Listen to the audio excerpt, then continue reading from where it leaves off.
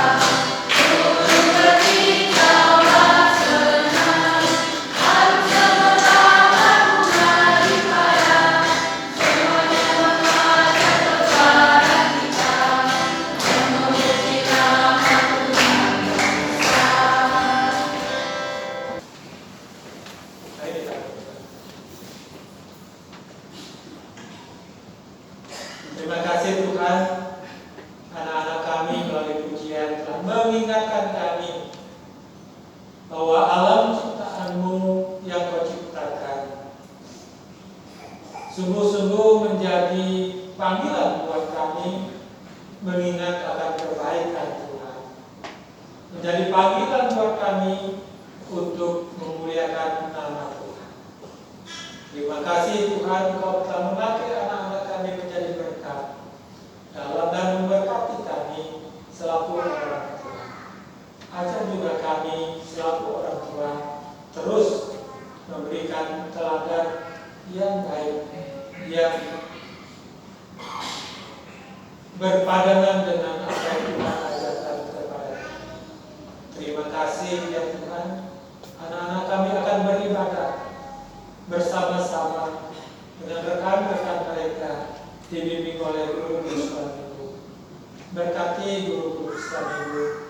yang mengajak memuji Tuhan, yang akan memberitakan firman Tuhan melalui cerita-cerita Alkitab yang mereka sampaikan. Tuhan berkati semua. Tuhan jadikan itu sebagai sarana untuk memberkati anak-anak. Terima kasih Tuhan. Kami mohon berkat bagi anak-anak sekolah minggu dan kami semua. Kasih karunia dan damai sejahtera Allah Tritunggal, Bapa Tuhan Yesus Kristus dan Roh Kudus menyertai memberkati anak-anak sekarang ini sampai selama-lamanya. Haleluya. Amin. Dan berdoa. Lanjutkan pujian kita dengan membaca Mazmur yang terambil dari Mazmur pasal 40 ayat 9 sampai 12. Mazmur 40 ayat 9 sampai 12 kita akan membacanya secara ringan. Aku suka melakukan kehendak-Mu ya Allahku. Aku mengabarkan keadilan. Bahkan tidak kutahan bibirku. Keadilan tidaklah kusembunyikan dalam hatiku.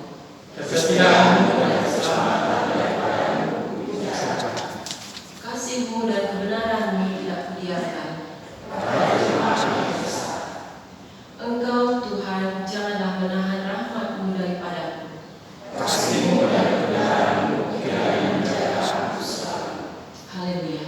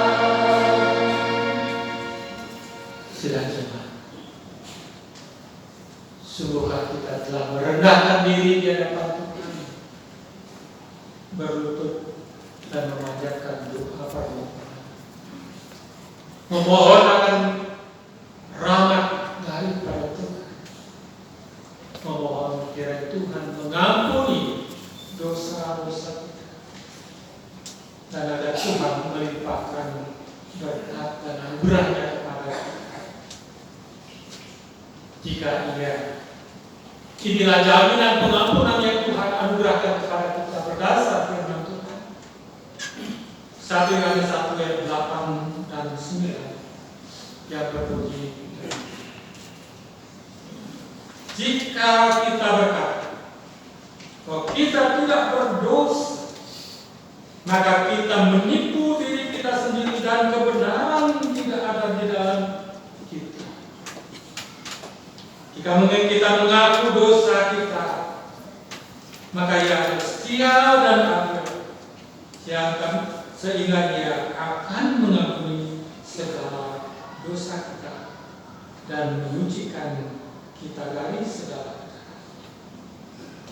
Ia akan mengampuni segala dosa dan menyucikan kita dari segala kejahatan. Inilah anugerah pengampunan yang Tuhan anugerahkan kepada kita. Anugerah pengampunan ini saya beritakan hanya di dalam nama Allah Bapa, Tuhan Yesus Kristus dan Roh Kudus. Mari Bapak Ibu berdiri dan rayakan pengampunan yang Tuhan berikan. Katakan Tuhan mengasihi dan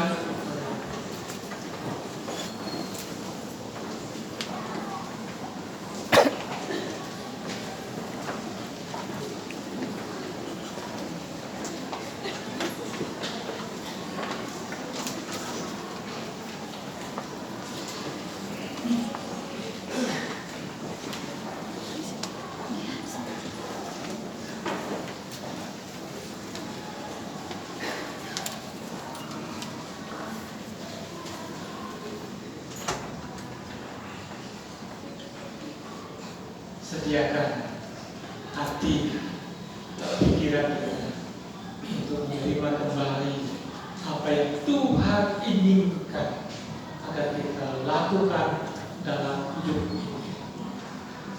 Jangan sampai kita lalai untuk mengasihi Tuhan. Jangan kita lalai untuk mengasihi sesama. Karena itulah inti ajaran yang Tuhan ajarkan kepada kita sebagai anak-anak. Mari kita menyuarakan kembali hukum Tuhan yang terdapat dalam Matius 22 ayat 37 sampai 40. Kita membaca bersama-sama. Jawab Yesus kepadanya, kasihlah Tuhan Allahmu dengan segenap hati, dan dengan segenap jiwa, dan dengan segenap akal. Itulah hukum yang pertama dan hukum yang kedua sama itu. Kasihlah sesama manusia seperti dirimu sendiri. Baik kedua hukum ini terhadap seluruh umat dan bagaimana? Apakah kita setia? Kita berjanji mengasihi Tuhan dan mengasihi sesama? Untuk itu kita janjikan bersama-sama pujian. Ya Yesus itu berjanji.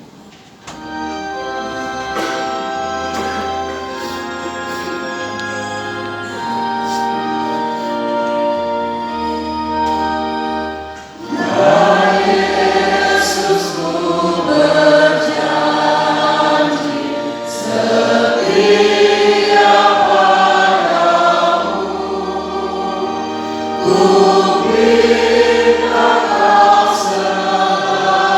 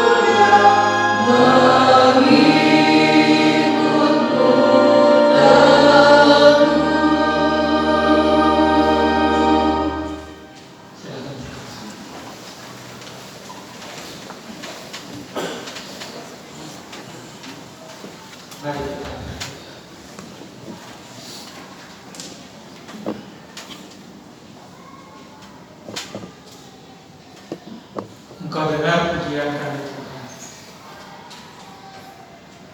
Kami berjanji di hadapan Tuhan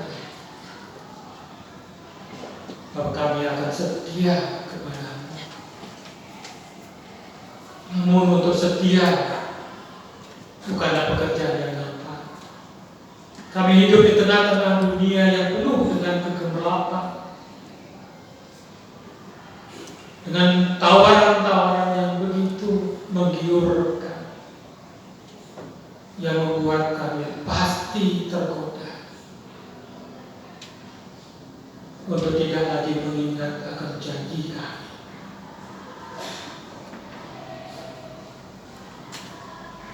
Oleh karena itulah Tuhan, dekatlah kami senantiasa anak-anak-Mu di dalam kasih sayang,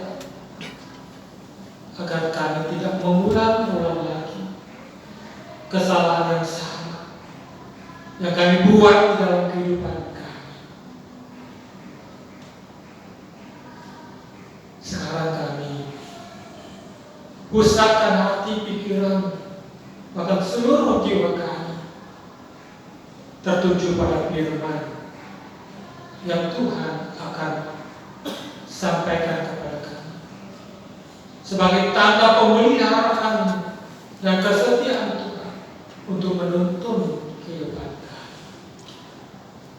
Roh Tuhan bekerja atas kami agar kami tidak berpaling pada hal-hal yang lain, tapi kami mendengar firman-Mu.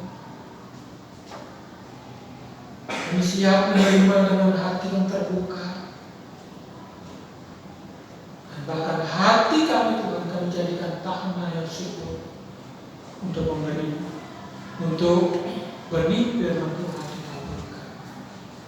Biarlah olehnya kami senantiasa boleh memetik, merasakan dan menikmati buah-buah kebenaran firman. Dalam nama Yesus Kristus kami berdoa. Amin. Pembacaan firman Tuhan yang kita akan baca bersama-sama terambil dari kitab Injil Matius, pasalnya yang ke-44 sampai dengan 46. Matius 13 ayat 44 sampai dengan 46.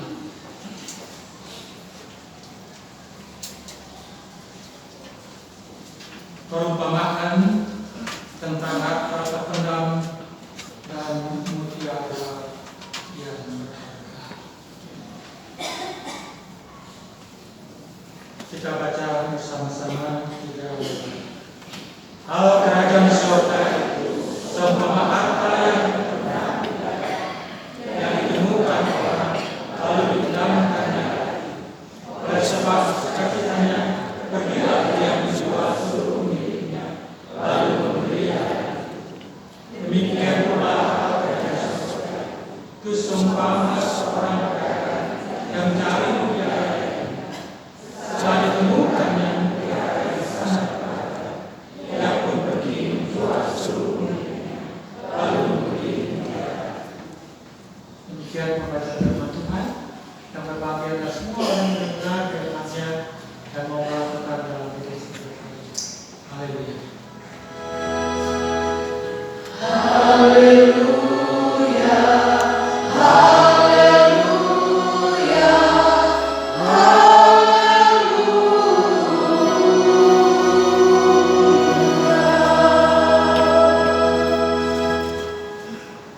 Shalom Bapak Ibu. Izinkan saya bercerita sedikit sebelum berkhotbah, karena saya berencana khotbahnya pendek, karena saya tahu kalau sudah panjang habis bekerja firman Tuhan menjadi hilang, nggak kedengaran lagi, benar nggak? Terjadi alasan, khotbahnya panjang saya nggak ke gereja, alasan saja. Begini Bapak Ibu dan saudara, saya berkesempatan memimpin ibadah tahun Bapak hari Jumat yang lalu.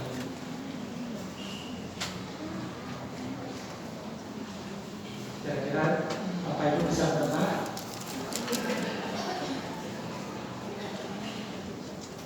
Saya bersyukur Bapak Ibu ada 10 orang yang hadir.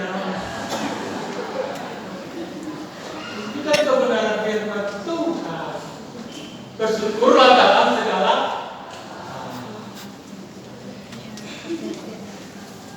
Benar loh Bapak Ibu, bukan bohong. Karena saya percaya di mana ada 2-3 orang berkumpul dalam nama, di situ Tuhan. Kalau begitu lebih banyak gimana? Iya. Bapak-bapak yang hadir dalam ibadah itu masih ingat firman Tuhan? Mari kita ingatkan bersama-sama. Poinnya apa? Jangan beri kesempatan kepada iblis. Jangan beri kesempatan kepada iblis. Kenapa?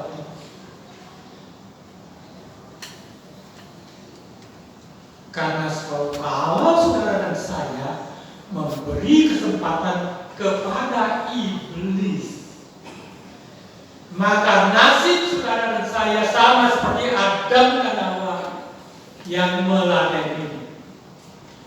Ketika iblis datang, dia mau berkomunikasi. Tahu pekerjaan iblis?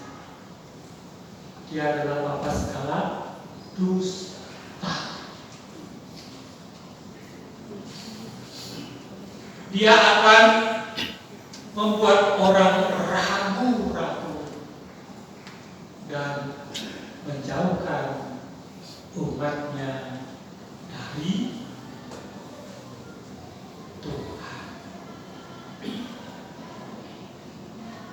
Saya tahu dan percaya bahwa seperti dikatakan dalam 1 Petrus 5 ayat 7. Lihat iblis apa dikatakan? Seperti singa mengaum, dia akan siap mencari mangsa untuk diapain? Dikasih makan, dimangsa. Dan mangsanya itu ternyata apa-apa. Ya, apa yang ditawarkan iblis? Hai bapak-bapak, dia sudah diingatkan Tuhan sebenarnya. Hari Jumat kita kebaktian bapak-bapak, no. Ya. Kemudian iblis katakan, korban itu kan, jangan ada perubahan. Bapak-bapak sibuk kan cari kerja. Ya ini lebih baik itu biaya benar. Tapi iblis katakan apa? Lihat itu pengurusnya aja nggak ada. Gimana bisa pendamping yang bisa membenarkan sesuatu yang salah menjadi? Ini saya cerita dikit dulu korbannya ya.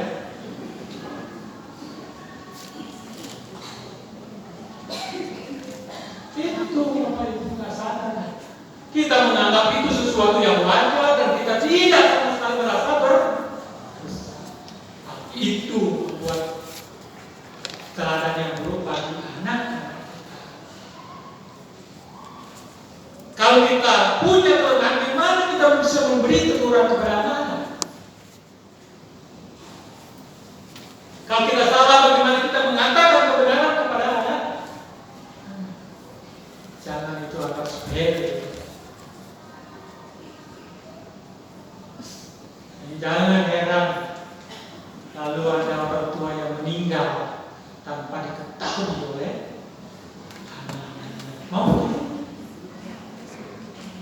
Karena mungkin kita selalu orang tua tidak memberikan teladan.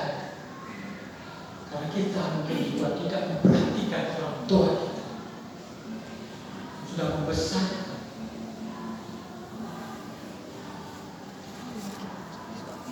Itu yang harus sampaikan. Ya, saya harus ngomongin lagi gini, karena bapak-bapak nggak datang ke waktunya. Saya cuma, kalau datang saya kan nggak cerita lagi. Nanti kan pasti dengan yang pengurus wajib datang supaya datang dia